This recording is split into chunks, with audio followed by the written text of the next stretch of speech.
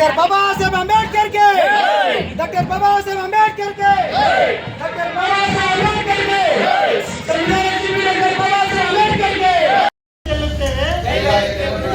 ರಕ್ತವನ್ನು ಚೆಲ್ಲುತ್ತೇವೆ ಬೇಕೇ ಬೇಕು ಬೇಕೇ ಬೇಕು ತಮಗೆ ಮಾಹಿತಿಯ ಕೊರತೆ ಇದೆ. ಯಾಕಂದ್ರೆ ಇವತ್ತು ತಾವು ಸರ್ಕಾರದಲ್ಲಿ ಜಿಲ್ಲಾ ಅಧ್ಯಕ್ಷರಾಗಿದ್ದೀರಿ, ಗ್ಯಾರೆಂಟಿ ಸಮಿತಿಯಿಂದ ಸರ್ಕಾರ ಇರ್ತಕ್ಕಂಥದ್ದು ರಾಜ್ಯ ಮಟ್ಟದಲ್ಲಿ ಕಾಂಗ್ರೆಸ್. ಆದ್ರೆ ನೀವು ಬಂದು ಅಲ್ಲಿ ಏನು ಬೆಂಬಲವನ್ನ ಕೊಟ್ಟಿದ್ದೀರಿ, ನಾವು ಅದನ್ನ ಖಂಡಿಸ್ತೀವಿ. ಯಾಕೆ ಖಂಡಿಸ್ತಾ ಇದ್ವಿ ಅಂದ್ರೆ ಏನ್ ಅವತ್ತು ವೇದಿಕೆ ಎದುರು ಬಂದು ನಮ್ಗೆ ಭೂಮಿ ಪರವಾಗಿರ್ತೇವೆ ಅಂತ ಹೇಳಿ ಬೆಂಬಲ ಕೊಟ್ಟಿದ್ದಾರೆ. ಹಾಗಾಗಿ ಭೂಮಿ ಬೇಕು, ಆದ್ರೆ ನಿಮ್ಗೆ ಮಾಹಿತಿಯ ಕೊರತೆ ಇದೆ. ಮಾಹಿತಿ ಬೇಕಾಗಿದೆ, ನಮ್ಮ ವೇದಿಕೆ ಹತ್ರ ಬನ್ನಿ, ನಾವು ಕೊಡ್ತೀವಿ. ಇಲ್ಲೋದ್ರೆ ನೀವು ರಾಜೀನಾಮೆ ಕೊಟ್ಟು ನೀವು ಹೋಗಿ ವೇದಿಕೆ ಮೇಲೆ ಕೂತ್ಕೊಳ್ಳಿ, ನಮ್ಗೇನು ಯಾವುದೇ ರೀತಿ ಅಭ್ಯಂತರ ಇಲ್ಲ. ನೀವು ಸರ್ಕಾರದ ಒಂದು ಪ್ರತಿನಿಧಿಯಾಗಿ, ಸರ್ಕಾರದ ಅಂಗಸಂಸ್ಥೆಯಾಗಿ ನೀವು ವಿರೋಧ ಪಕ್ಷದವರು ಹೋಗಿ ಕೂತ್ಕೊಂಡು ರೈತನ್ನ ಬರ್ದೇಪ್ಸೋದು ನಿಮ್ಗೆ ಶೋಭೆ ಅಲ್ಲ. ರಮೇಶ್ ಅಣ್ಣ, ಇವತ್ತು ಸರ್ಕಾರದ ಸ್ಪಷ್ಟವಾಗಿ ಹೇಳ್ತಾ ಇದೀವಿ, 2823 ಎಕರೆಯಲ್ಲಿ 491 ಎಕರೆ ನೀರಾವರಿ ಪ್ರದೇಶ ಮಾನ್ಯ ಮುಖ್ಯಮಂತ್ರಿಗಳು ಗೌರವ ಸಿದ್ದರಾಮಯ್ಯ ಸರ್ಕಾರ ಕೈಬಿಟ್ಟಿದೆ. ನಾವು ರೈತರ ಪರ ಅಂತ ಹೇಳಿದ್ದಾರೆ, ಆದ್ರೆ ನಾವ್ ಯಾರು? ಇಲ್ಲಿ ಇವತ್ತು ಭೂಮಿ ಕೊಡ್ತಕ್ಕಂಥವ್ರು ಯಾಕೆ ನಮ್ಮ ಭೂಮಿ ಕೊಡ್ತಾ ಇದ್ದಾರೆ? ನಮ್ಮ ಮಕ್ಕಳ ಮುಂದಿನ ವಿದ್ಯಾಭ್ಯಾಸ, ನಮ್ಮ ಮಕ್ಕಳ ಮುಂದಿನ ನಿರುದ್ಯೋಗ ನಿವಾರಣೆ, ನಮ್ಮ ಜಮಕೋಟೆ ಅಭಿವೃದ್ಧಿ ಕಡೆ ಹೋಗ್ಬೇಕು. ಇವತ್ತು ಇಡೀ ಜಿಲ್ಲೆಯಲ್ಲಿ ಜಮಕೋಟೆ ಅಭಿವೃದ್ಧಿ ಕ್ಷೀಣಿಸ್ತಾ ಇದೆ. ಅಂತದ್ರಲ್ಲಿ ಏನೋ ಒಂದು ಅಭಿವೃದ್ಧಿ ಆಗಲಿ ಅನ್ನೋ ಒಂದು ದೂರದೃಷ್ಟಿಯಿಂದ ಇವತ್ತು ನಾವೆಲ್ಲ ಒಟ್ಟಾಗಿ 13 ಹಳ್ಳಿಗಳ ಸ್ವಾಭಿಮಾನ, ನಮ್ಗೆ ಯಾವ್ದು ರಾಜಕೀಯ ಪಕ್ಷಗಳ ಬೆಂಬಲ ಇಲ್ಲ, ಯಾವುದೇ ಬಿಲ್ಡರ್ಗಳ ಬೆಂಬಲ ಇಲ್ಲ. ಯಾಕಂದ್ರೆ ಎಲ್ಲಿ ಹಣ ಇರುತ್ತೋ, ಎಲ್ಲಿ ಬಿಲ್ಡರ್ಗಳು ಇರ್ತದೋ ಅಲ್ಲಿ ವೇದಿಕೆ ಹತ್ರ ಬರ್ತಾರೆ. ಆದ್ರೆ ನಾವ್ ಯಾರು ಕೂಡ ಬಿಲ್ಡರ್ಗಳ ಪರ ಇಲ್ಲ. ನಾವು ಸ್ವಾಭಿಮಾನಿ ರೈತರಾಗಿ ಇವತ್ತು ಸ್ವಾಭಿಮಾನವಾಗಿ ಕುತ್ಕೊಂಡಿದ್ದೀವಿ. ಇವತ್ತು ನಮ್ಮ ಬೇಡಿಕೆ ಅಷ್ಟೇ, ಏನ್ ನೀವು ಇನ್ನ 2833 490 ಹೋದ್ರೆ ಇನ್ನ 2333 2333 1790 ಎಕರೆ ಸರ್ಕಾರದ ಅಧೀನದಲ್ಲಿದೆ. ಇನ್ನು ಉಳಿಕೆ ರೈತರದ್ದು 535 ಎಕರೆ 535 ಎಕರೆ ಬಹುಪಾಲು ಸಂಖ್ಯೆಯಲ್ಲಿ ಕೊಡೋದು ಸಿದ್ಧರಿದ್ದೇವೆ.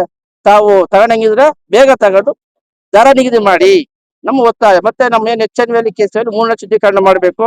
ಹಾಗಾಗಿ ಮತ್ತೊಮ್ಮೆ ತಮಗೆ ಮಾಹಿತಿಯ ಕೊರತೆ ಇದ್ರೆ ವೇದಿಕೆಗೆ ಬನ್ನಿ, ನಾವು ಸ್ಪಷ್ಟವಾಗಿ ಮಾಹಿತಿ ಕೊಡ್ತೀವಿ. ರಾಜ್ಯ ಸಂಚಾಲಕರು ದಲಿತ ಸಮಿತಿ ಭೀಮಾ ಮಾರ್ಗದಿಂದ ಇವತ್ತು ರೈತರ ಪರವಾಗಿ ಏನು ಶಿಲ್ಘಟ್ಟ ತಾಲೂಕಲ್ಲಿ ರೈತರ ಪರವಾಗಿ ನಾವು ಬಂದಿದ್ದೀವಿ. ಇದು 2ನೇ ದಿನ ಹೋರಾಟ.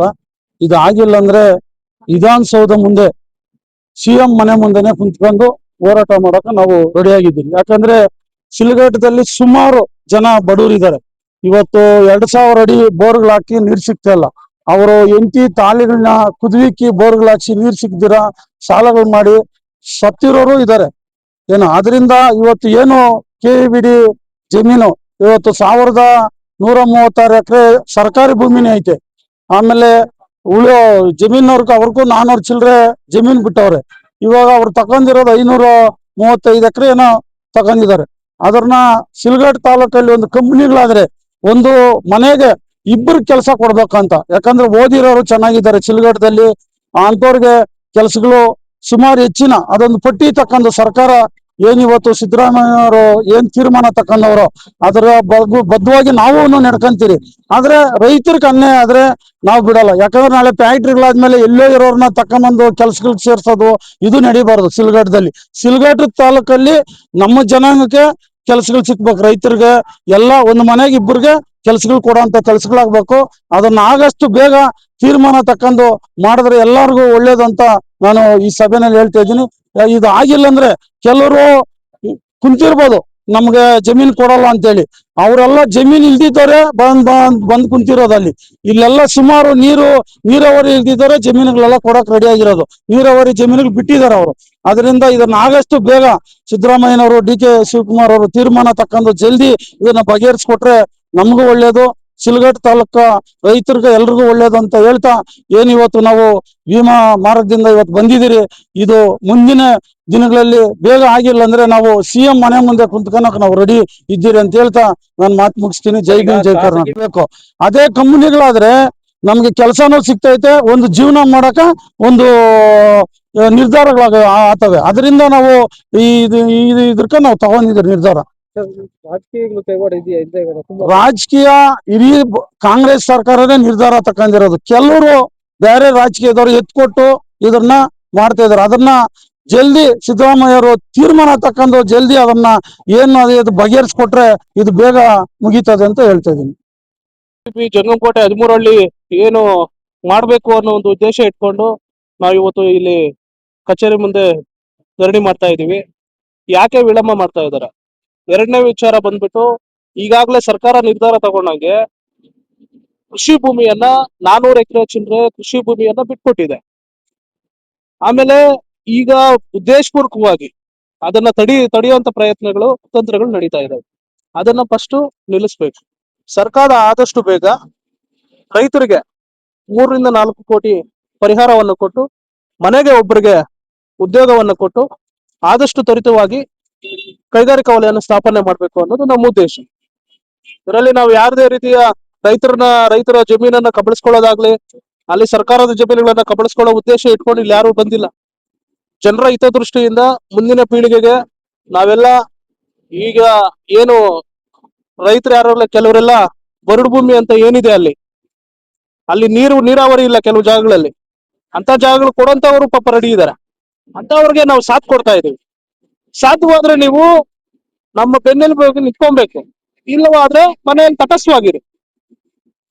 ಯಾರೋ ಲೇಔಟ್ ಉದ್ಯಮಿಗಳಿಗೆ ಪರವಾಗಿ ನೀವು ನಿಂತ್ಕೊಂಡು ಇವತ್ತು ದಂಗೆ ಎಬ್ಸುವಂತ ಕೆಲಸವನ್ನ, ತಾಲೂಕಿನಲ್ಲಿ ಗೊಂದಲ ಮಾಡುವಂತ ಕೆಲಸವನ್ನ ದಯವಿಟ್ಟು ತಾವ್ಯಾರು ಹಿರಿಯರು ಮಾಡಕ್ ಹೋಗ್ಬಿಡಿ. ಯಾಕಂತಂದ್ರೆ ಇದು ಮುಂದಿನ ಭವಿಷ್ಯ, ಮುಂದಿನ ಸುಮಾರು ಜನ ಕುಟುಂಬಗಳ ಭವಿಷ್ಯ ಇದಾಗಿದೆ. ಈಗಾಗಲೇ ನಮ್ಮ ತಾಲೂಕಲ್ಲಿ ಯಾವುದೇ ಕೈಗಾರಿಕಾ ವಲಯಗಳು ಸ್ಥಾಪನೆ ಆಗಿಲ್ಲ. ಮೊದಲನೇ ಸಾರಿ ನಮ್ಮ ಭಾಗದಲ್ಲಿ ಬರ್ತಾ ಇದೆ. ಇವ್ರು ಹೇಳ್ತಾರೆ ಬೇರೆ ಕಡೆ ಮಾಡ್ಬೋದಲ್ಲ ಅಂತ. ಬೇರೆ ಕಡೆ ಮಾಡಿದ್ರೆ ಅಲ್ಲಿ ರೈತರು ಯಾರು ಇಲ್ವಾ? ಹಾಗಾದ್ರೆ ಅಲ್ಲಿರೋ ರೈತರು ಯಾರಿಗೂ ಕಾಣಿಸಲ್ಲ. ಈಗ ಈ ಮುಂಚೆ ಯಾರೆಲ್ಲ ಲೇಔಟ್ಗಳು ಮಾಡ್ತಾ ಇದ್ರು ಇವಾಗ ಇರುವಂತ ರೈತರು ಯಾರು ಹೋರಾಟಕ್ಕೆ ಯಾಕೆ ಇಳಿಲಿಲ್ಲ? ಆವಾಗ ಇಲ್ದಿರುವಂತ ಪ್ರತಿಷ್ಠೆಗಳು ಈಗ ಯಾಕೆ ಬಂದಿದೆ? ದಯವಿಟ್ಟು ಇದನ್ನ ಇಲ್ಲಿಗೆ ಸ್ಟಾಪ್ ಮಾಡಿ ಆದಷ್ಟು ತ್ವರಿತ ಗತಿಯಲ್ಲಿ ಕಾರ್ಖಾನೆ ವಲಯವನ್ನ ಸ್ಥಾಪನೆ ಮಾಡಬೇಕು ಅಂತೇಳಿ ನಮ್ಮ ಬೈಕ್. ನನ್ನ ಹೆಸರು ವಿಶ್ವನಾಥ್ ಅಂತ. ನಾನು ಕೆಪಿಸಿಸಿ ಮಾಧ್ಯಮ ವಕ್ತಾರನ ಕೆಲಸ ಮಾಡ್ತಿದ್ದೇನೆ, ಹಾಗೂ ತಾಲೂಕಿನ ದಲಿತ ಸಂಘದಲ್ಲೂ ಸಹಿತ ನಾನು ಕೆಲಸ ಮಾಡ್ತಿದ್ದೇನೆ. ನಮ್ದು ಇದು 2ನೇ ಬಾರಿ, ಇವತ್ತು 2ನೇ ಧರಣಿ ಮಾಡ್ತಾ ಇದೀವಿ. ಬಹಳ ಜನ ಬೆಂಬಲ ಇದೆ ನಮ್ಗೂನು.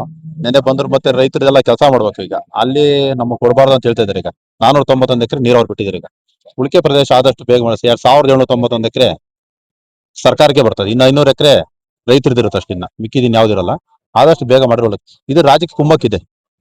ಕಾಂಗ್ರೆಸ್ ಅವರೇ, ಸಿದ್ದರಾಮಯ್ಯನವರು ಮತ್ತೆ KH ಮುನಿಯಪ್ಪನವರು, MC ಸುಧಾಕರ್ ಸಾಹೇಬ್ ಜಮಖೋಡ್ ಕಾಸು ಬಂದಾಗ ಇದೇ ಕಾಂಗ್ರೆಸ್ ನಾಯಕರು ಅಲ್ಲಿದ್ದಾರಲ್ಲ, ಈಗ ಅಲ್ಲಿ ಅವರೇ ಚಪ್ಪಾಳೆ ತಟ್ಟಿದ್ರು. ಕೈಗಾರಿಕಾ ಪ್ರದೇಶ ಬಂದು ಚಪ್ಪಾಳೆ ತಟ್ಟಿದ್ದವರು ನಮ್ ಜೊತೆಗಿದ್ರು. ಅವಾಗ ತಟ್ಟಿದ್ ಇವಾಗ ಮಾತ್ರ ಬೇಡ ಅಂತ ಹೇಳೋದು. ಯಾಕಂದ್ರೆ ಈಗ ರಾಜಕೀಯ ದೇಶ ಅಂತ ನಮ್ಮ ಡಿಸ್ಟಿಕ್ ಅಲ್ಲಿ ಆಗಿದೆ. ಈಗ ಅವನ್ನ ಸೇರಿಲ್ಲ ಇವ್ನ ಸೇರಿಲ್ಲ ಅಂತ ಹೇಳ್ಬಿಟ್ಟು ರಾಜ್ಯ ದೇಶ ಮಾಡ್ಬಿಟ್ಟು ರಾಜೇಗೌಡ ಕಾಸು ಕೊಟ್ಟು ಮಾಡ್ತಾ ಇರ್ಬೋದು. ನಮ್ಮ ಮನ್ಸಿಗೆ ಆಗ್ತದೆ. ಕೊಟ್ಟರು ಅವರೇ ಕೊಟ್ಟರು, ರಾಜೇಗೌಡ ಕಾಸು ಕೊಟ್ಟರು. ಹೋರಾಟ ಯಾವ ರೀತಿ ಇರುತ್ತೆ? ಯಾವುದೇ ಕಾರಣ ನಾವು ಕೈ ಬಿಡಲ್ಲ. ರಾಜೇಗೌಡರಿಗೆ ಇದಕ್ಕೆ ಪ್ರತಿಷ್ಠೆ ಪ್ರತಿಷ್ಠೆ ನಿಮ್ಗೆ ಗೊತ್ತಿರ್ಬೇಕು. ನಾವು ಟಿವಿಲಿ ನಾವೆಲ್ಲ ಹೇಳ್ಬಾರ್ದು. ಒಂದು ಸಚಿವರ ಮೇಲೆ ಇರ್ಬೋದು, ಇಲ್ಲ ಸರ್ಕಾರ ಮೇಲೆ ಇರ್ಬೋದು, ದ್ವೇಷ ಇರ್ಬೋದು.